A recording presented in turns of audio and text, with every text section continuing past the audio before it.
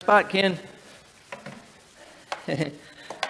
We are going to be, like Ricky said, Luke chapter 14. If you want to turn in your Bibles there or your electronic device, we'll have some of it on the screen.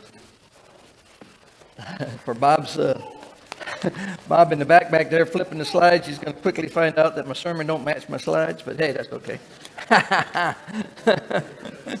Never does, that's right. I study, I put them together, I try to get them done, and then I hope that God works with me and leads me however he wants me to go, and sometimes they don't always match, right? But this text in Luke 14, first I want to say welcome, Glenwood Church of Christ, welcome. Welcome visitors, glad you're here. This text in Luke 14 is an interesting text because he uses the word, you must hate your father, and you must hate your mother, and you must hate your brother, and you must hate your sister. He could have went on and said, you must hate your cousins. Doesn't sound like the Jesus that we preach a lot. I wanted to come here this morning and ask you if you really thought about the gospel message, the clarity of the gospel message. Go look how Jesus preached the gospel and then ask yourself how we preach the gospel. We have over time watered it down in many ways. We have in times thought of everything like Jesus is love, and that's true. God is love. And God is all accepting, and God is this, and God is that. You go check the way Jesus preached, and he says, you count the cost.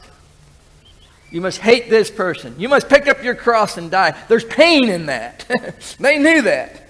And when he's teaching to this crowd, they knew exactly what crosses were because every time they went into the city, they saw thieves hanging on a cross. They saw murderers hanging on a cross. Rome had perfected it. They were good at it, and you didn't travel in and out of the city without seeing somebody being crucified. Jesus, he does the same thing. You know, you got to be there this day when we get into the text, but you got to know what his disciples are thinking.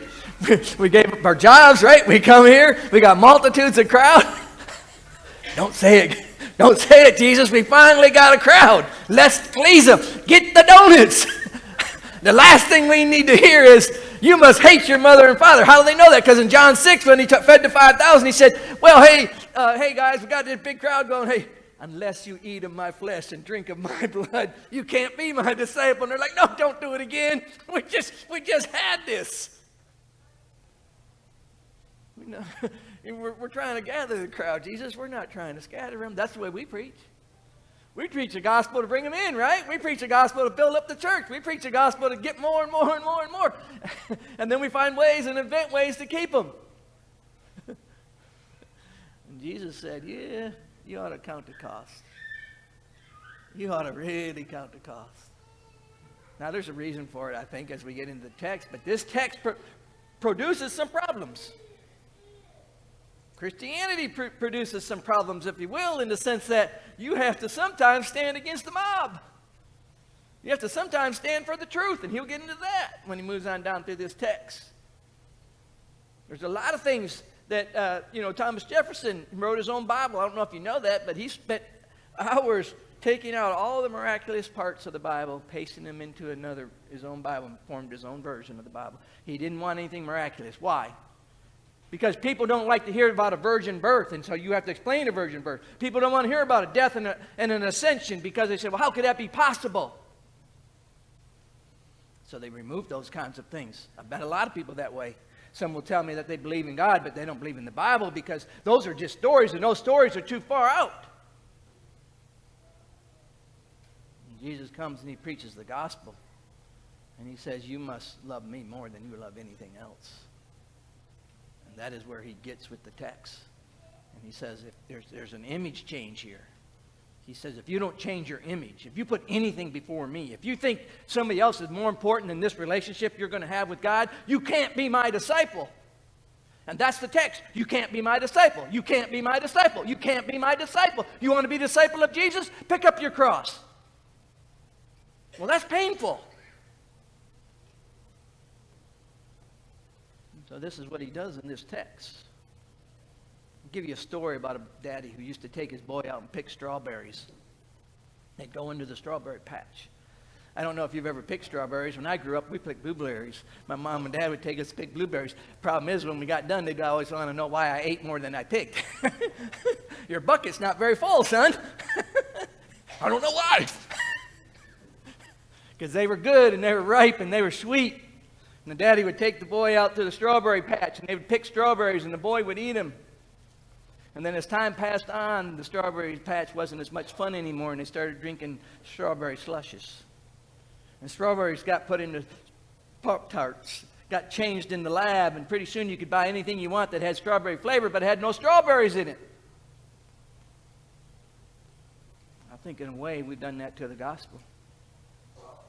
We have taken the gospel of Jesus Christ and we have watered it down so much that it no longer looks like the gospel that Jesus preached. Jesus preached there's a cost. Jesus preached that you want to become a son of God, to be one of my disciples, you must pick up your cross and you must follow me. You must hate your father and mother. Now that's drastic. He doesn't mean hate in the sense that we think about hating your mom and dad. He said, but you can't put your mom and dad before me. You can't. Anything you put before God is an idol. And so he says we can't do that. It's a mindset. It's an image changer. You come to Jesus, and all of a sudden he's got to be the priority of your life. And when you do that, the rest of the world doesn't think so much of you. When you preach that gospel, when you go out there and say, yeah, you can love Jesus, but you can't stay home. Now that's a biggie in our society today, right? We don't need church anymore. Look around in this building. Get it from home. Get it off the TV set. Get it off the radio. Get it at the lake. Get it at the campground. Get it anywhere you want to get it. I don't need to assemble. That's what we're teaching ourselves, and that's what many are believing. And yet Hebrews said, do not forsake the assembling together as some do, as they see the day approaching. Why? Because you need to encourage and build up one another. And you don't live in an island, and you can't do it on your own. Now, that's not to say that there's never a time that you don't attend, but what I want you to see is we've taken the message, the word that Jesus gave us, and we've watered it down and said, it's okay, do it your way. How do I know that? Because we're under attack. We send our kids to school, and they teach them that you came from fish, or your stardust floating around on our universe, bumping into other star dust. Or we say we can't define what a woman is, or a man. We can't biologically anymore. Or we say that we kill 3,000 babies a day in this country or more. We say marriage isn't defined by one man, one woman. That's an attack on the gospel. And that's a watering down of the gospel that Jesus Christ taught. We live in that world today. And I'm afraid we as the church might be a part of that problem because we wanted to be acceptable. So we go out and we preach and we say, oh, you know, God loves you. You know, you're welcomed here. You know, and we hang on that side of it. And we don't call people. And more importantly, it's what you live in your life. Jesus is saying this and he's preaching this to these people, but he's preaching it to you and he's preaching it to me. It's about how you live your life. You can't be the salt and you can't be the light and you can't do this and you can't do that unless you count the cost and you pick up your cross. And that's the text. The text is, you must come in here and you must put me first. And after you put me first and after you pick up your cross and after you've counted the cost, then you can be my disciple. But there is no way you can be my disciple in between any of that. Now, that sounds harsh. Sounds problematic. But that's the way it is with Jesus. Be thou faithful unto death, and thou shalt receive a crown of righteousness, according to Revelation 2, chapter 10, or 2, verse 10. There is no in between. That's the same thing he said to the church in Revelation 3. About verse 14, the church of Laodicea, you are lukewarm. And because you are lukewarm, I will spit you out of my mouth. You say to me, you are rich, and you don't need this, and you're wealthy, and you got all these things. He says, I tell you, you're poor, you're blind, you're wretched. You ought to buy from me so that you can have, because you are lukewarm, and I'll have nothing to do with you. Well, that's the same thing Jesus said over here. If you don't put me first, nothing else will count. And you might see yourself as number one. You might see yourself fine. I don't see you that way. That's the gospel message that Jesus preaches. Is that the message you preach? Is that the message you tell people? Is that the message the church does? I wonder.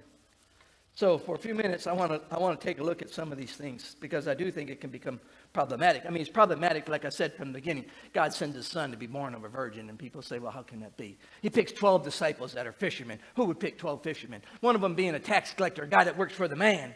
Judas Iscariot, a revolutionary. Who does these things? Well, why did Luke record for Theophilus? Because that's what he says. Hey, in chapter 1, I'm writing these things down so you can know that what you put your trust in is worthy. I've seen it. I'm writing about it. And so he says, I get these first eyewitnesses accounts. Hey, Theophilus, I want you to know that Jesus, he worked on the Sabbath. Why did he do those things? Why did he write things that would be difficult? He knew that you weren't supposed to work on the Sabbath. He knew you weren't supposed to do these things. Because everything God did was for a purpose. And it was to show you that it was in the gospel that you would be saved and that you must first commit to him. But he does these things. So like I told you about the feeding of the 5,000 when he said, unless you eat of my flesh and drink of my blood. Said in there, if you go to that set of scriptures, it'll say that many of them turned from him and never followed him again. The teaching was too harsh. Unless you sell out to God, you can't be my disciple. You sold out? You sold out to God? He first in your life? Or is he just another part of your story? See, that's where we're told the gospel today. It's just another part of many people's story. Pray this cute little prayer after me. Do these little things and do these 5 steps and you'll become a son of God. We do that one in the church. I'm not saying that ain't how you get in church, but the problem is it don't end there. You got to have a relationship with God. You got to take up your cross. You got to follow after him. Large crowds were traveling with Jesus and turning to him, and he said, if anyone comes to me and does not hate father and mother, wife and children, brothers and sisters, yet even their own life, such a person cannot be my disciple. Now you know and I know God puts high value on the family. He created Adam and Eve to populate the earth, to have families. The verse isn't teaching that you should hate moms and dads. We know that. Children, obey your parents. What the verse is teaching is the importance of putting God first. And he uses an extreme to say, this is how you must love God. You must put him first. And he uses that to grab them. They're Jews, most of these people. They know how important the family is. They're growing up in a Roman Empire where they're basically slaves. All they had was family. And when he said, you can't put mom and dad before me, he woke them up. And they said, whoa, oh, we got his family. He said, oh, you've got to have me first. And he woke them up. There are some people who know what that really means because some people have lost their family by coming to Jesus Christ. You and me probably haven't faced that. There are people in this world that once they become a Christian, especially from the Far East somewhere, their families disown them. You can imagine what this is like. If I really harped on this and told you all that you must deny mom and dad, that God has to become number one in your life, you might say, well, yeah, but I'll tell you, some of you, your kids have become your God. And they take you to soccer practice and baseball games. And you serve them instead of them serving you. Okay, I know that doesn't go well. See, that don't go well in America. That kind of preaching will get you fired. I know it for a fact because I know preachers who got fired because they spoke against the youth group. Said, all we do is play games. About time we learn the Bible. And guess what? Next week they're not in the pulpit. I know it's true. You probably know it's true because you probably have friends like that.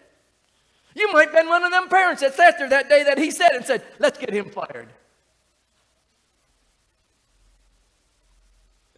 Moms, children, brothers, sisters. Like I said, he could have said cousins. Yes, even their own life. You can't even have your own life. You can't love yourself more than you love God. Whoever does not carry their cross and follow me cannot be my disciple. You know, we sing songs about this. Kind of cute, right?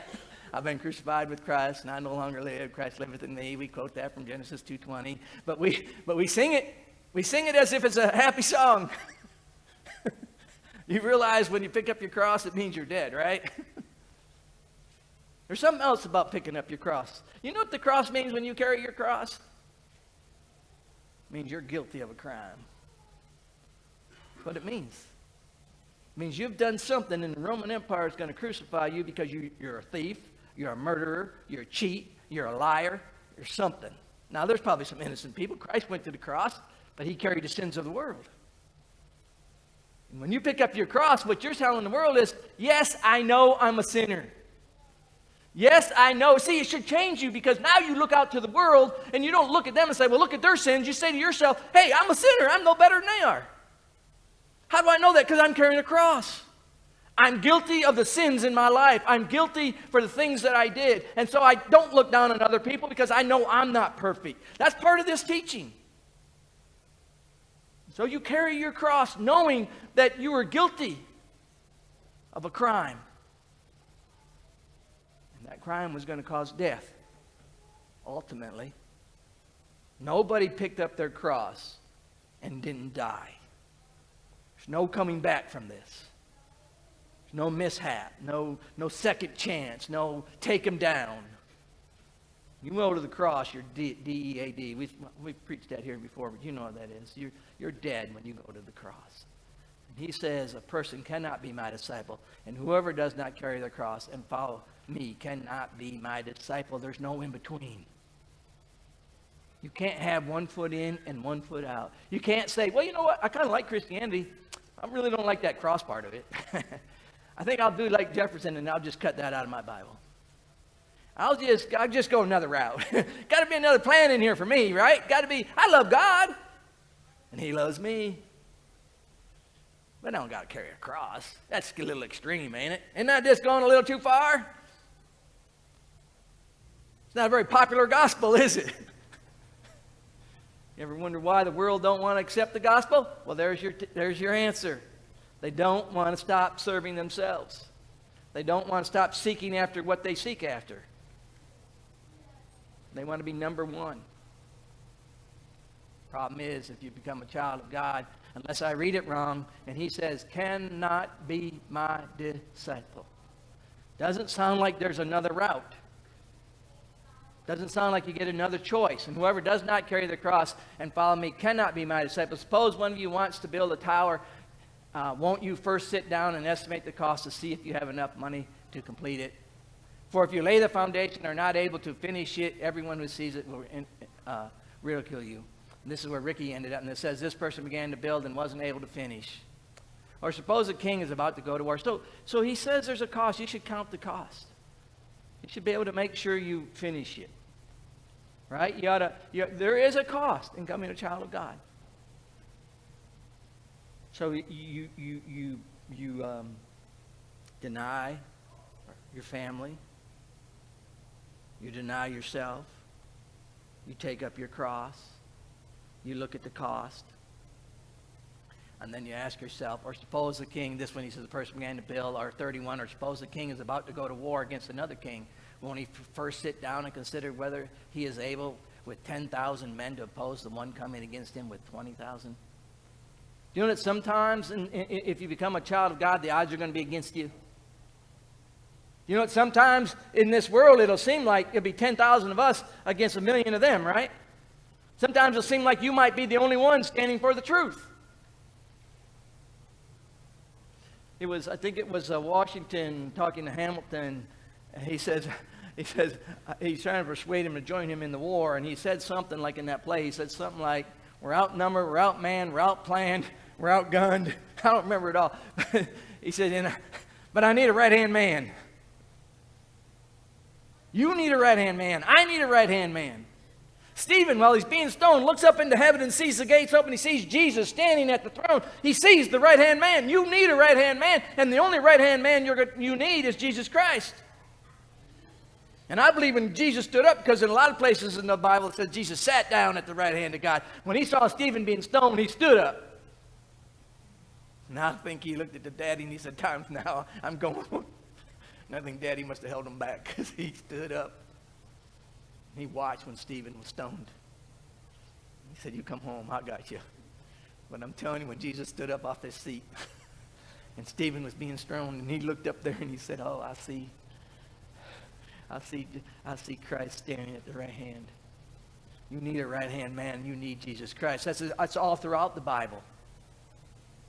When Noah built an ark, never having seen rain, never knowing what it was going to be like to float a boat, and the day that God told him, get in there and shut the door, Noah thought he was dead. He'd never seen a boat float before. He didn't know what he was doing. He gets inside this boat, and God shuts the door. It's like, okay, God, you're in charge, because I don't know what this thing's going to do. He's in there with elephants and snakes and spiders. I don't want to be in there. But he knew that death led to life. Shadrach, Meshach, and Abednego did the same thing. They looked at the fiery furnace and said, "Oh, king, we're not going to bow down to you." Because they knew that in death came life. Whenever Abraham took up Isaac and said, "Son, we got to go worship," he says, "Daddy, well, where's the sacrifice?" Don't worry, son. God's going to provide that. Good answer to your son when you don't know the answer. But Abraham knew that death would lead to life. That's the same way about picking your. The Bible says, if you find your life, you shall lose it. If you lose your life, you shall find it. And so there's life and death. But that's the gospel message, and I'm not sure we preached it that way in the church. That's the way Jesus preached it. And so let me. He said, for he is not able. He'll send a delegation while far off to settle this thing. He's made his decision whether or not he can go to war. It says, in the same way, those of you who do not give up everything you have cannot be my disciple. Boy, we don't like that. Will you give up everything to be God's disciple? I mean everything. Right down to your life. That's the gospel message. Not if it just costs you a little bit. Not if it's a little uncomfortable. See, we pray that all the way, right? We don't want that. He says, will you give up everything? If you don't, you cannot be my disciple. Salt is good, but if it loses its saltiness, how can it be made salty again?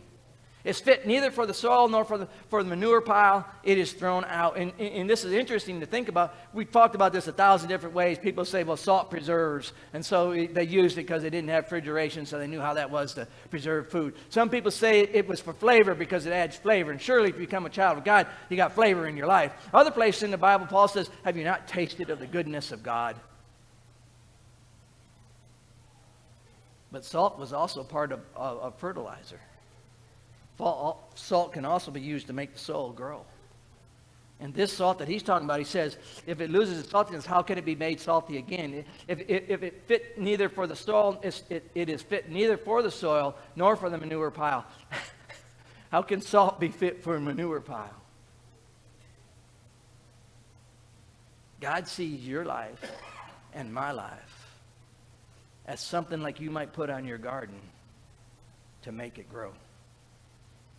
He sees you going into the world and making a difference in your community. And I'm not just talking about evangelism one-on-one. I'm talking about you changing the environment where you live, or your town, or your school, or anything. Because you're salty, you have value, you can say you add flavor, you can say you preserve, but the truth is he sees it as something that's applied to the soil that makes whatever there grow. And if you're a gardener, you know manure is part of that. Is that who you are? Is that what the gospel did to you? If you accepted the gospel, you've become a child of God, you are to influence the world for good. And you are to change people's lives, including your own. I would argue you can't do it unless you're changed. He says this is what the salt is all about. Salt is good, but if it loses its saltiness. I can't say that I've ever tasted anything that's lost its saltiness other than if I had food that didn't have salt on it. It reminded me of taking it when I wanted a cold drink of Coke. And I pull it out and then I find out it's flat. I'm like, oh man, I was just hoping that thing was going to be so good. And then it's flat and I'm like, this it's terrible. They use salt in a way when it would dry out and they would make paths and roads with it. But the idea here is that this saltiness is to change the environment that's around you.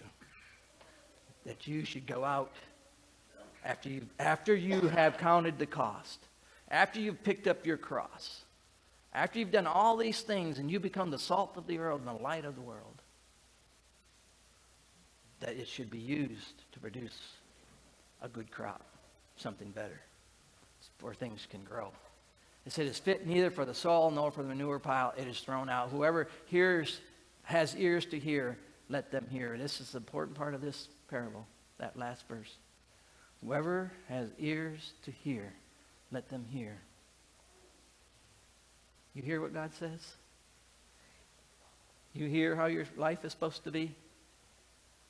You accepted that gospel message? Is that you? You're carrying your cross? I don't even see carrying that cross as a burden. I know we like to think, well, this is just my light burden that I have to have because, I'm struggling with some disease in life, or my wife left me, or my kids are out of control. That's not what this is about. My cross that I carry for God is that I don't live anymore. I'm not the same guy I was 50 years ago when I became a child of God. A little less than that, really, but 40-some years ago. Don't want to think I'm too old. But I'm not that person. That person long died. And I know that because, see, I don't get upset about a lot of things that I used to get upset about. I've told you that many times in sermons here. We get so caught up in he said, she said, they did, they didn't do. That's just a sign you haven't died. That's a sign that you won't pick up your cross. When you're more concerned about what other people have said, when somebody puts something out on the internet, does it make you upset? If you read a blog, does it bother you?